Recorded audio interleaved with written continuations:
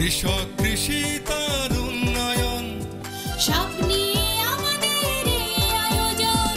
বাংলার কৃষি, বাংলার কৃষি, বাংলার কৃষি। ফলবে ফসল ভরবে গোলা আরো বেশি বেশি।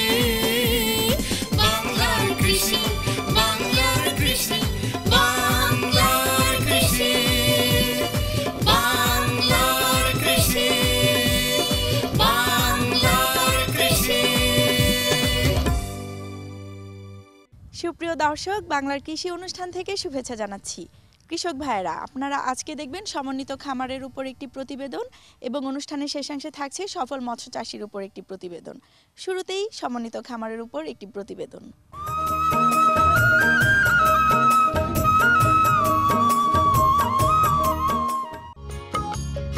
রফিকুল আলম বাবরের নাহার এগ্রো খামার। এখানে মূলত কৃষিজাত কার্যক্রম বেশি চলে। লবণাক্ত জমিতে বিশেষ কৌশলে চাষের আওতায় এনে পেঁপে, টমেটো, বেগুন, কুমড়া, বরবটি, লাউ, তরমুজ, ধনিয়া, পালং শাক এইসবের চাষ করেন। এখানে খামারের মোট আয়তন 5 একরের বেশি।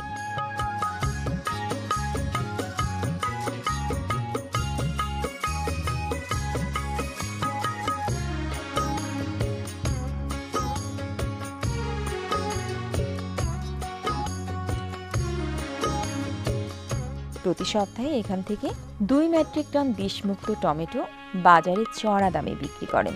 এখানকার সব উৎপাদন বিষমুক্ত বলে বাজার চাহিদা বেশি, দামও বেশি। পুকুরে গলদা চিংড়ি চাষ করছেন, সাথে আছে বিশেষ পদ্ধতিতে ছাগল পালন। 5 জন শ্রমিক নিয়মিত এই খামারটি দেখভাল করেন। প্রত্যেকের বেতন 10,000 থেকে 15,000 টাকার মধ্যে। সাথে মাসে 15 কেজি চাল, 250 মিলিলিটার দুধ প্রতিদিন রেশনিং হিসেবে পাচ্ছেন। সব ধরনের চিকিৎসা সেবা বিনে পয়সায় পেয়ে থাকেন শ্রমিকেরা। খামারটিতে গেলে ধুধু তেপান্তরের মাঠের মধ্যে এক গভীর সবুজের ছোঁয়া পাওয়া যায়। 1 ইঞ্চি জমি খালি বা পতিত নেই খামারে। সারা বছর ফসল ফলান, আবার বছরব্যাপী নিয়মিত ফসল তোলেন, বাজারে বিক্রি করেন। 2009 সালে সুবর্ণ এগ্রো দিয়ে সুবর্ণ এগ্রোর উদ্দেশ্য ছিল কৃষি, ডেইরি এবং মৎস্য। মূল উদ্দেশ্য ছিল কৃষি। কৃষি হলো এই জন্য, কৃষিতে প্রত্যেকে বিভিন্ন পেস্টিসাইড ব্যবহার করে ভেজাল খাদ্যের কারণে বাংলাদেশের মানুষ তার গড়ায়ু হারিয়ে ফেলছে শুধুমাত্র এই খাদ্য ভেজালের কারণে। বিষকৃত খাদ্য। আমি এখানে কমপ্লিট অর্গানিক সব কিছু করি। এখানে পেস্টিসাইড ইউজ একেবারেই হয় না। আর এখান থেকে যেই ফ্রেশ সবজিগুলো হয়, এগুলো বিশেষ করে নোয়াখালীর শহর এবং পাশে ইউনিভার্সিটিতে হাজার হাজার স্টুডেন্ট সব এখান থেকে খুচরা এবং পাইকারি এখান থেকে নিয়ে যায়, এই ফার্ম থেকে নিয়ে যায়। নাহার এগ্রো শুরু করি আমি আজ থেকে 3 মাস আগে। শুরু করার পরে এখানে হর্টিকালচার, কৃষি, টমেটো প্লাস আপনার এই যে শীতকালীন যত সবজি এগুলো দিয়ে, এবং এখানে সামারের টমেটো 12 মাস, টমেটো 12 মাস কিছু কিছু সবজি করার ইচ্ছা আমার। দোআঁশ মাটি, এখানে এই ধরনের জিনিস ইজিলি যদি আমি বিজ্ঞানসম্মতভাবে করি তাহলে সব কিছুই এখানে যে কোনো ওয়েদারে যে কোনো সিচুয়েশনে 12 মাস করা সম্ভব। এবং আমাদের টমেটো, রেড লেডি পেঁপে এগুলো 12 মাস পাওয়া যায়। এগুলি আপনার এখান থেকে ছাড়িয়ে এখন বিভিন্ন জায়গা থেকে রেড লেডি পেঁপের একটা সুনাম হয়েছে। এবং টমেটো, যে আমাদের যে টমেটোগুলো এগুলো একদম ফ্রেশ। এখানে কোনো রকম মানে কোনো পেস্টিসাইড ইউজ করে না। সার হিসাবে জৈব সার এবং সাধারণ হালকা কিছু টিএসপি, ইউরিয়া হালকা ব্যবহার হয়, সেটা অত্যন্ত কম মাঝে মধ্যে। এবং এখানে টোটাল আমরা কাজ করি আমি সহ মোট 6 জন। টমেটো আসবে 20 টন, বরবটি আসবে তাও 4-5 টন আসবে, কুমড়ো আসবে তাও 10 থেকে 15 টন। আর তরমুজ, সেটা আমার ধারণা হচ্ছে অন্তত 5,000 তরমুজ উৎপাদন হবে। পেঁপে আমার অন্তত মিনিমাম 5 থেকে 7 টন আমি আশাবাদী হবে। বেগুন তাও 2-3 টন হবে। আর অন্যান্য সবজি টবজি এগুলা এই 1-1.5 টন হবে। বাজার মূল্য এগুলি আমার সম্ভাব্য আর কি 7 থেকে 8 লক্ষ টাকা হতে পারে। আমরা বেশ ইনশাল্লাহ সবাই ভালো আছি, লাভে আছি। নিয়মিত আয়ের পথ সজীব রাখেন। সৎভাবে মানুষের খাদ্যের সুস্থ যোগান আর শ্রমিকদের জীবিকা নির্বাহের অভাবনীয় সুন্দর কার্যক্রমের পথিক হয়ে অনেকেই আগ্রহী করে তুলেছেন, ভবিষ্যতেও তুলবেন। এভাবেই বাংলার কৃষির সমৃদ্ধি আসবে দিগন্ত ভরে রফিকুল আলম বাবরদের হাত ধরে।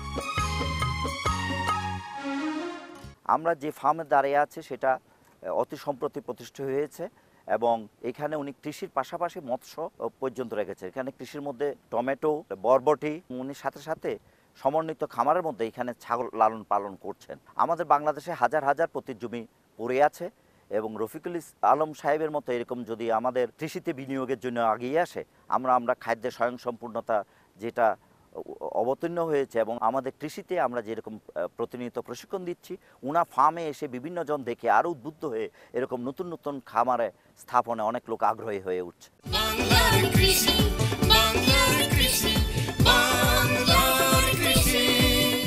দেখছিলেন সমন্বিত খামারের উপর একটি প্রতিবেদন কৃষক ভাইয়েরা।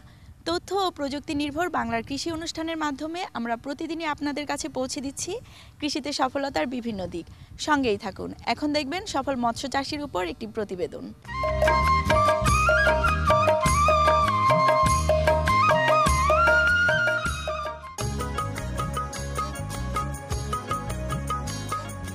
ভাতে মাছে বাঙালির প্রধান জীবন জীবিকা মৎস্য সম্পদের উপর নির্ভরশীল।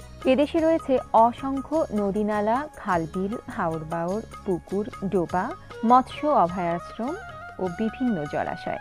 আগে অনেক জলাশয়ে প্রাকৃতিকভাবে অনেক মাছ বেড়ে উঠত।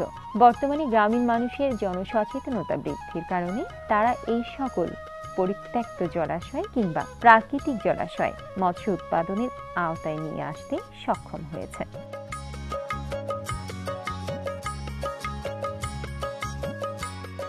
রূপগঞ্জ উপজেলার পড়শি গ্রামের মানুষ তাদের গ্রাম বেষ্টিত একটি জলাশয়ে সমাজবদ্ধ হয়ে মাছ চাষ করছেন। গ্রামের অনেকেই এই খামারে কাজ করে। কেউ জাল টানে, কেউ নৌকা চালায়, আবার কেউ কেউ মাছ ধরে বাজারে নিয়ে বিক্রি করে। তাদের খামারে রুই, কাতলা, ব্রিগেড ও সিলভার কার্প মাছের চাষ হয়। মাছে মাছে ভরে উঠেছে তাদের খামার। মাছ বিক্রির লাভের অংশ থেকে জাল, নৌকা, মাছ ওজন করার মেশিন ক্রয় করা হয়েছে।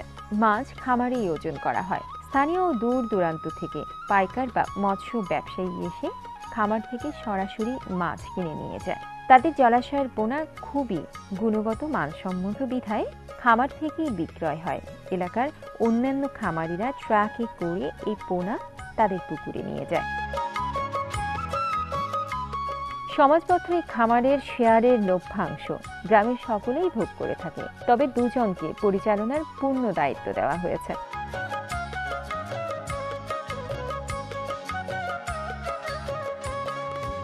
গ্রামবাসীর সহায়তায় তারা খামারের পরিচালনা করেন। পড়শি গ্রামের মানুষ এই জলাশয়কে পুঁজি করে নিজের ভাগ্য বদলে নিয়েছেন। পড়শি গ্রামের মতো ৬৮,০০০ গ্রামের মানুষ সচেতন হয়ে পুকুর, নালা, ডোবা, বিল, জলাশয়ে মাছ চাষ করে নিজেদের চাহিদা মেটাতে পারে এবং স্বাবলম্বী হয়ে জিডিপিতে অবদান রাখতে পারে। আমার এই খামার দেখে, কাকার এই খামার দেখে আশেপাশে গ্রামে অনেক খামার হয়েছে। আমরা রেনুটা কিনে আনি, রেনুটাই আমরা করি এই জায়গায়। আমরা রেনুটাই না মনে করেন পোনা বিক্রি করি। আমাকে ভালো পোনা হয়। পোনা হওয়ার পরও আমরা মনে করেন প্রতি বছর 200 মন 300 মন পোনা বিক্রি করি। পোনা বিক্রি করে মোটামুটি ভালো আছি, আমরা ভালো লাভবান আছি। আর আমার এই মাছটা নিয়ে যারা যারা খামারে নেয় খুবই ভালো। আমার একটা পাশেই খামার আছে, এই খামার থেকে প্রতি বছরই 100 মন 150 মন মাছ নেয়। হেরা এখান থেকে মাছ নেয় মনে করেন আধা কেজি বা 250 গ্রাম। এই মাছটা হেরা 1 বছর পরেই 3 কেজি 4 কেজি ওজনের মাছটা পায়।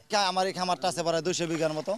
আমরা প্রতি বছরই এই খামারটা নিয়ে এই এলাকার ভাই বারাদের চাচা যারা সবাই থাকে, সবারই নিয়েই থাকে। সবাই মনে করেন 5,000 টাকা শেয়ার দেয়, 3,000 টাকা লাভ পায়। মাছের খামার থেকে আমি সরি না। মাছের খামারটা খুবই ভালো একটা ব্যবসা। মিঠা পানির মাছ তো খুবই সুস্বাদু বেশি। এই জন্য অনেক জায়গার পার্টি আসে, অনেক জায়গার কাস্টমার ঢাকা থেকে এরা আসে, গাড়ি দিয়ে মাছ কিনে নেয়। আমার এই খামারে মনে করেন অনেক লোক কাজ করে। মনে করেন বেকার থাকতো, অনেক লোক ওখানে বেকার নাই, আমার এই খামারে কাজ করে। আমি নিজেও কাজ করি। বাংলার কৃষি, বাংলার কৃষি, বাংলার কৃষি। এরই সঙ্গে শেষ করছি আমাদের আজকের বাংলার কৃষি। বাংলার কৃষি আগামীকাল একই সময়ে প্রচারিত হবে। কৃষক ভাইরা, আমাদের এই অনুষ্ঠান সম্পর্কে আপনার মতামত এবং পরামর্শ আমাদের লিখে জানাতে পারেন। আমাদের লিখবার ঠিকানা প্রযোজক বাংলার কৃষি, কক্ষ নম্বর 222, বাংলাদেশ টেলিভিশন, টেলিভিশন ভবন, রামপুরা, ঢাকা। আমাদের email address banglarkrishi@ais.gov.bt। Facebook ID বাংলার কৃষি। আপনারা ইচ্ছা করলে ইউটিউবে বাংলার কৃষি অনুষ্ঠানটি দেখতে পারেন। কৃষক ভাইয়েরা, আপনারা সুস্থ থাকুন, ভালো থাকুন, সেই প্রত্যাশায় শেষ করছি আমাদের আজকের বাংলার কৃষি। আল্লাহ হাফেজ। কৃষক কৃষি